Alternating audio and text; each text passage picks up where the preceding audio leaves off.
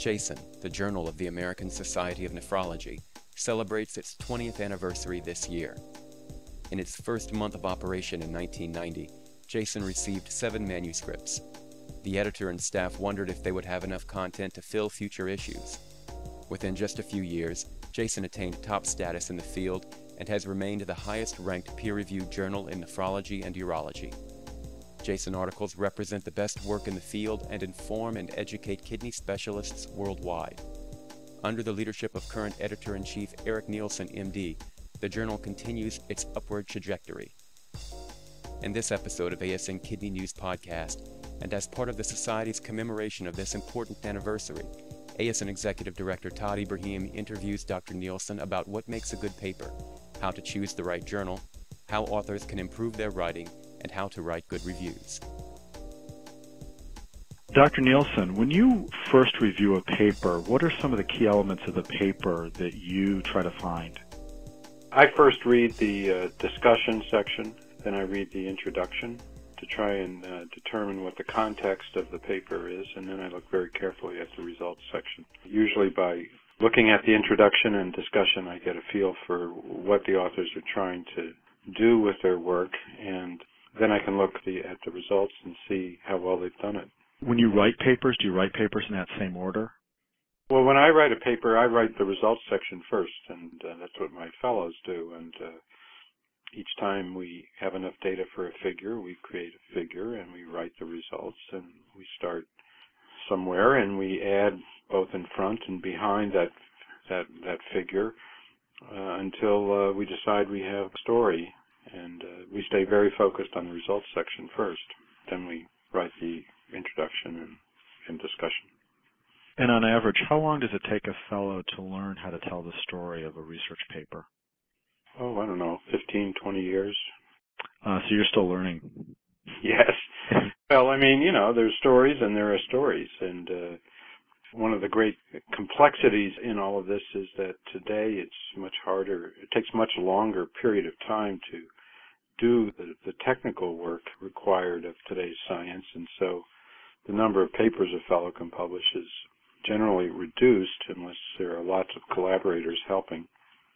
And as a consequence, the temptation is to chop up data into small little segments to get several papers as opposed to writing one really terrific story.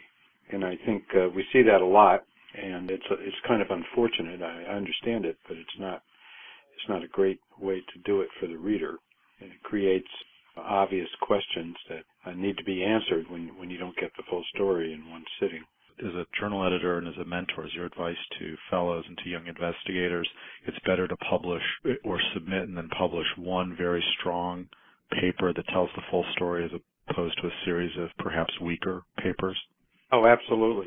In the bean counting world, where people are measured perhaps somewhat by the number of papers rather than the quality, temptation is to do otherwise, but I always think that's a mistake. And quite honestly, the better the story, the better the chance of finding a high-profile journal to publish it. I want to stay on the fellows topic. As you're mentoring fellows and helping them develop their skills as writers of articles for submission to peer-reviewed journals, are there other tips that you provide them? If I take all the fellows I've known, I can divide them into 2 groups, those that love to write and those that don't. And the ones that don't, never, even if they're technically brilliant and have great ideas, never really find the traction they need to succeed because they don't like to tell a story and put it down. And so I encourage fellows to write something every day, even if it's just a paragraph. They may be writing a review on a subject that they're terribly interested in, or they may be working on their research, but they should practice writing every day and begin to see it as part of their normal life experience as an academician. I think if you do that, what you end up with after a few years is someone who gets good at these sorts of things and comes to enjoy it. And sometimes it's grant writing, sometimes it's paper writing, but it's always something. And most people aren't born to write well. It takes a long time. How important is reading, and do you encourage people, do you have almost a reading list of well-written articles, well-structured journals that you ask young investigators to read to help sort of develop the skills as a writer? Not really. I think it's important to read outside your field. It's important to go to meetings outside your field. You get little snippets of things going on elsewhere that sometimes have tremendous influence on your subject and your particular passion. And so, having breadth of reading is very important. I mean reading in very, very high quality, high profile journals. I think if you find information in those journals of interest, you start reading them regularly, and what you come to realize is the production values in those journals is high, and the writing is quite good. And you always learn something about sentence structure and storytelling in that regard. I guess as I'm thinking about the aspect of a researcher being a storyteller, how do they incorporate comments that they would get from reviewers? So if reviewers provide significant comments to an article and it's asked to be revised, how do they address those issues? Well, when I talk about storytelling, I'm not talking about fiction. I'm talking about nonfiction, and storytelling is how you lay out your story, how you're going to put all your little pieces of information together, and so that there's a coherent logic to it, and people can follow your argument. And many times not following that argument gets you into trouble and produces questions from reviewers that are needless simply because you've told something in the wrong order, in the wrong way, or you've gone off on a tangent. When you get these comments, you have to adapt them to the storyline that you've laid out for your work and the kind of conclusions you're going to draw from all of this. I don't think that's terribly difficult. Most reviewers don't want a completely different story out of the results. What are some of the other potential mistakes that an author would make with a submission? Well, they might submit it to the wrong journal for the wrong reasons. I'm kind of curious as a mentor how you help people identify the right journals. I mean, is there any suggestions you would have there?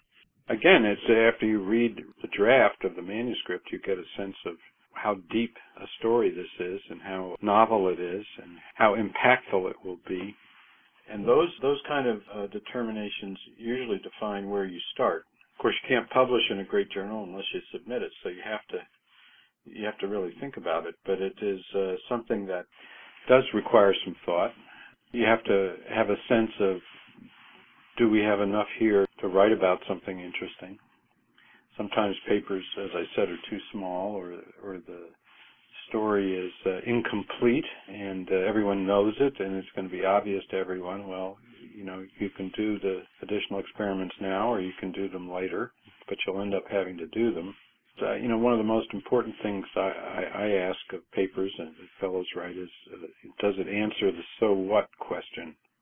Something I learned from my own mentors when I was starting out, and I would sit down and tell them about this great experiment I was doing and how exciting it was. And one of the great scientists in America, who happened to be one of my mentors, would sit there and listen, and then when I was done, he'd say, so what?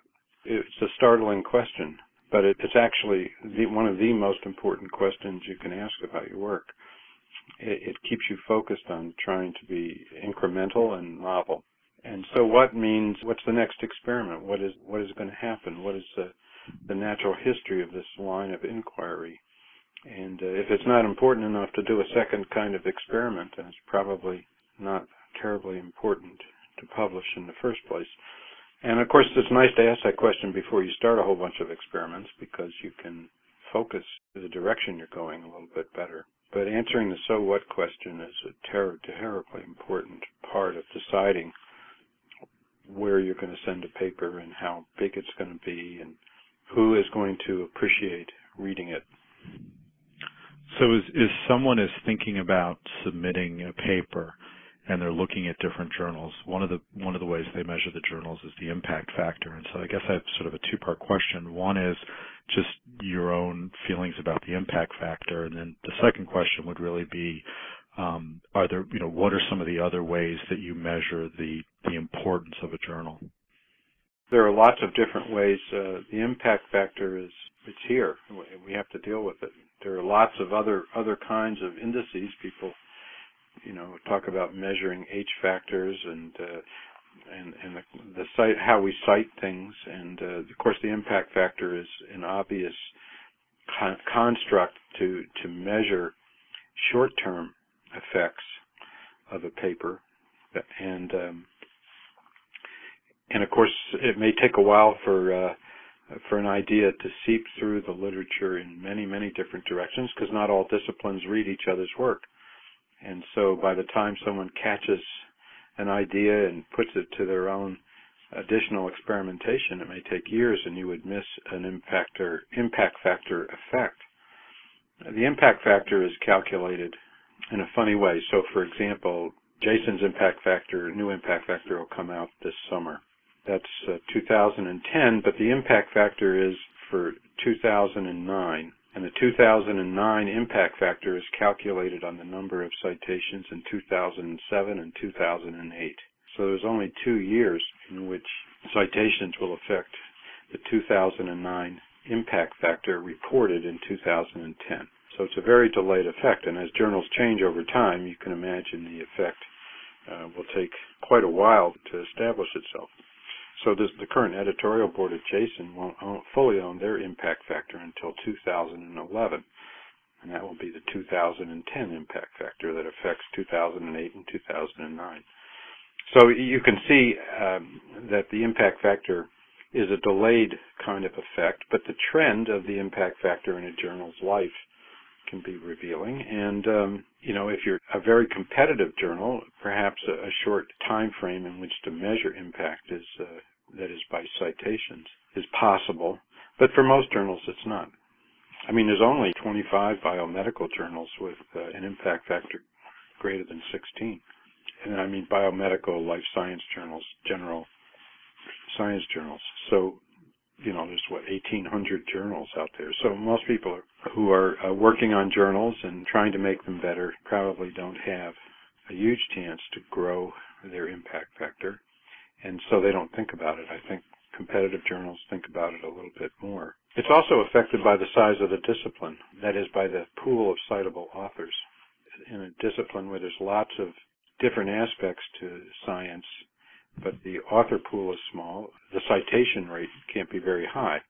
If you're looking at competitive cancer journals, well, there's tens of thousands of investigators, and they'll all cite things. The same is true in cardiology and cardiovascular disease. If you look at nephrology, the pool is much smaller, and therefore the number of citable authors is going to go down. So the question is, can any journal in a subspecialty really get a very high impact factor? And it's not clear that that's possible. Most of the very best subspecialty journals have impact factors in the low to mid-teens. As the editor of the journal, the American Society of Nephrology, how do you select reviewers? I don't, unless I'm handling the paper. But I will usually look in our reviewer pool. I will look at our Manuscript Central. Will pull up based on keywords reviewers who have familiarity with the subject matter and have previously reviewed, and will pick from them. If someone were interested in becoming a reviewer, I'm just sort of kind of curious as to, I would imagine that one of the real challenges of editing a journal is having a pool of people who can be helpful in looking at papers and being thoughtful both in providing suggestions back to the authors, but also helping to select papers that are appropriate. I'm struggling with how you identify or how people could kind of become part of that pool.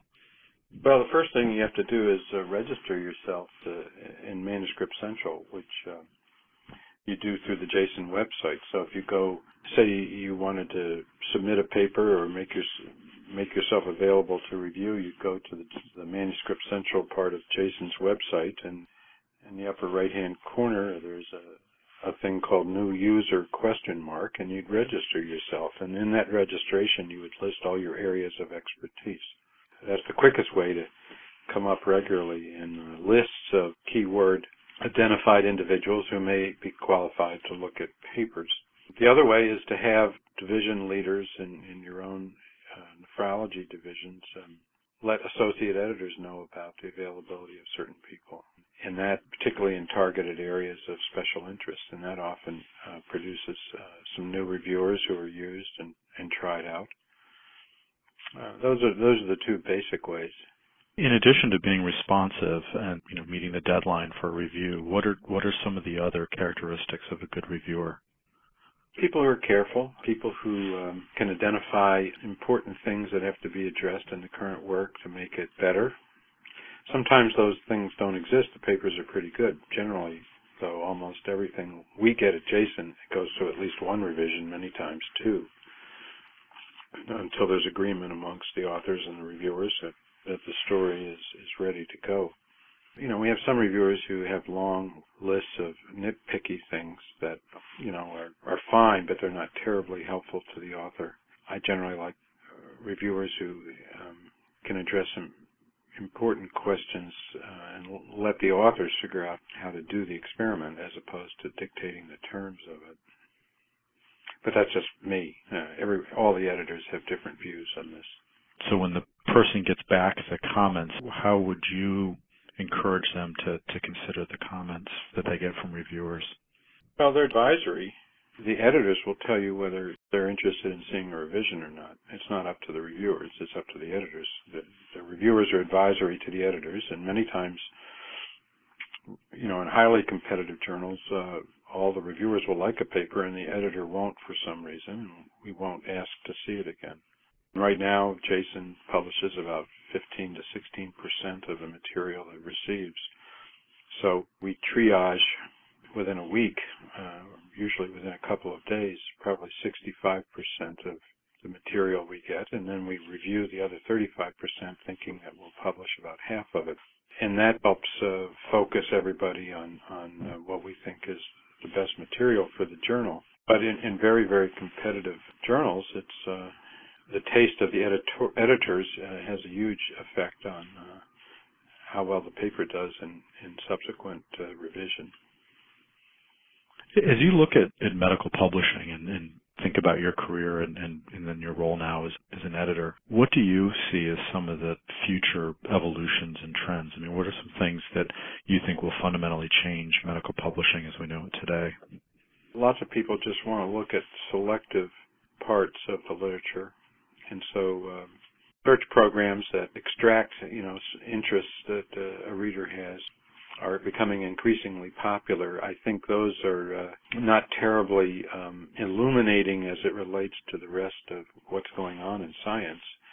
So the risk is that you become very much an idiot savant, and rather than having a broad breadth of what's going on. I think great journals provide a variety of subject matter in each issue that informs you about things you didn't think you might be interested in, but because they were done extremely well, you now are.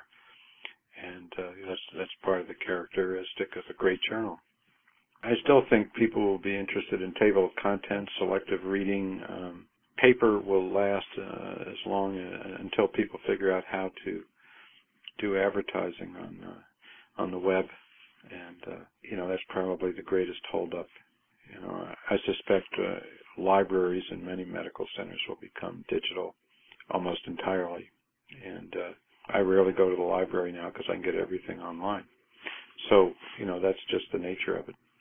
But it's also generational. In the generation now that's finishing their nephrology training is going to do this very differently than an older generation. So you've mentioned sort of websites that aggregate information, and you've talked about sort of the fact that all the articles are now available online. In thinking about those, and as an editor, do you think you'll change? I mean, do you think the fundamental structure of research articles will change as a result of those trends? Well, I don't know. I mean, once you take the paper cost of publishing out, the length of articles becomes less relevant, although we at JASN try and keep our articles under 3,000 words simply because it's hard to tell a great story when you have unlimited page length. Pithiness is a virtue, and I think readers want to get to punchlines and see how a paper is put together in a much shorter sitting than many journals who publish very long articles. That's always an issue, and every journal will have its own characteristics and its own taste as it relates to that. Generally, I think less is more, but not everybody agrees. But then again, it's also a question of whether your journal is more archival or more current, and when paper and publishing as it is today is so cost-intensive, you'd like to create a variety in your journal, and that variety is attenuated by having articles that are too long. So we can publish more different things if people can keep the length of their papers, or if the journal sets the length of the paper to something that is long enough to get all the important information out, but not so long that people are bored. As an editor, you see a lot of research come in, and you have probably the best view of what the community is doing scientifically. And do you feel like there are gaps? Are there areas that are not getting enough attention? Are there areas that are getting too much attention? I'm just sort of curious as to your worldview of research in nephrology. Everybody has their pet interests in the kinds of things that interest them, and if they're done exceptionally well, they're going to get published in high-profile journals. Based on the kind of material that we see at JASN, people are very interested in all the ramifications of renal progression. They're very interested in acute kidney injury. They're very interested in development and how the kidney forms and is modified by various molecular interactions. There's a lot of interest in epidemiology and outcomes, clinical trials. People are still doing clinical trials and doing very good clinical research, and we're happy to publish some of that. So, you know, there's a lot of different things there, but and certainly, you know, then there are fields that can get very, very, very technically specialized, and there are certain aspects of physiology or biochemistry that answer important questions that fill a gap that are just too narrow for a journal that has a general readership. And those are always difficult because they're usually very well done studies that answer a very difficult question. And so, you know, there are things that the editors like and dislike about the pool of papers that we look at, and a lot of it has to do with study design and the kind of question that is asked. But if you take JASN, for example, I think things in the design that wouldn't be that interesting to the editors are studies that provide just a simple description that fail to answer a good question. Sometimes the study is sort of a Me Too investigation that doesn't really provide any incremental finding. Sometimes people want to describe a new genetically modified mouse or fish that duplicates previous work in other fields. That's not terribly interesting. People don't sometimes extend the field of interest because they don't provide a mechanism. They just show the observation. And, you know, that mechanism is really, really important. Sometimes people don't provide a new understanding of how a gene or protein works that they've described. We see a lot of studies where genetic mutations, linkages, or associations provide no insight into a disease, or more importantly, aren't validated in other cohorts. And it's very hard to know what to do with those. Sometimes we see articles that really don't affect clinical judgment or clinical practice. The editors generally aren't that interested in that. And sometimes, as I said, a finding may be just too narrow that it's unlikely to be highly cited, and journals pay a little bit of attention to that. You know, the field of epidemiology is continuing to grow. A lot of these studies are observational, but I think one of the biggest problems in some of these observational cohorts is this problem of immortal time bias, which even the editors and the reviewers have a hard time catching. But it plagues a lot of things that we see. And immortal time bias explains the suggestion that popes seem to live longer than artists, or Oscar winners live longer than non-winners. But in general, such individuals have to survive long enough to be pope or to win an Oscar, whereas their peers have no minimum survival requirement. And so, you know, you introduce certain kind of biases in all of this. So immortal time bias is really a problem of where a span of a cohort follow-up during which, because of the exposure definition, the outcome under study could not occur. We have papers like this, and we struggle with this all the time. We recently had a paper where patients who underwent transplantation nephrectomy, allograft nephrectomy after their transplant failed, seem to live longer. than those who didn't. But the patients who underwent allograft nephrectomy could not experience the outcome death prior to the nephrectomy. That is, they had to survive long enough to undergo nephrectomy in order to be considered part of the nephrectomy group. In contrast, the patients in the non-nephrectomy group could die at any time after the first day of graft failure. So, there's a lot. This is a very, very complicated subject, but it just is really an important part of what we're starting to see in epidemiology as it relates to good study design and things that we can ultimately interpret. So I'm just trying to think about how an author could address the immortal time bias. Well, you can do that by using time-varying Cox regression models with time variables. There are lots of ways of doing it. The problem is failing to recognize it and then addressing it. And this seems like a small thing, but actually it seems to be getting worse in terms of either the authors not recognize it in their initial study design or the reviewers missing it. And so it's one of those things that have a great effect on how you interpret a study. And people are terribly interested in a lot of these kinds of observations. They're hypothesis generating, of course, so they're not complete in and of themselves, but they do tend to spawn interest in doing certain kinds of clinical research and certain kinds of trials, so that they do matter. The federal government is in the process of making a huge investment in comparative effectiveness research, and from what I can tell, nephrology or kidney disease is perhaps not positioned as well as other communities or diseases to receive this funding. Why do you think that is? Why is there not as much comparative effectiveness research in nephrology? I don't know, but I think if you're not passionate about the subject matter, the research won't get done. And so you have to have that passion first, and then you have to be trained in comparative effectiveness. It's not the kind of research anybody can do. But we have some great databases and great pools of patients in which to do comparative effectiveness research, and it's the problem of particularly in the area of diagnostic testing.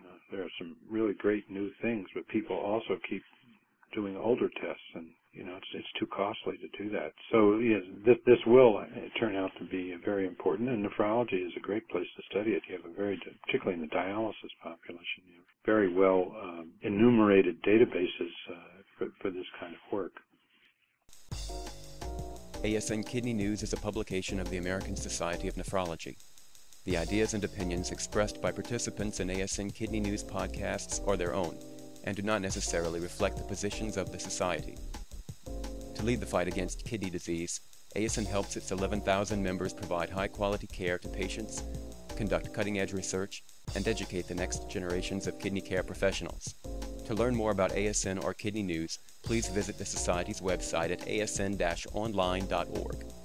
Thank you for listening to this podcast of the American Society of Nephrology.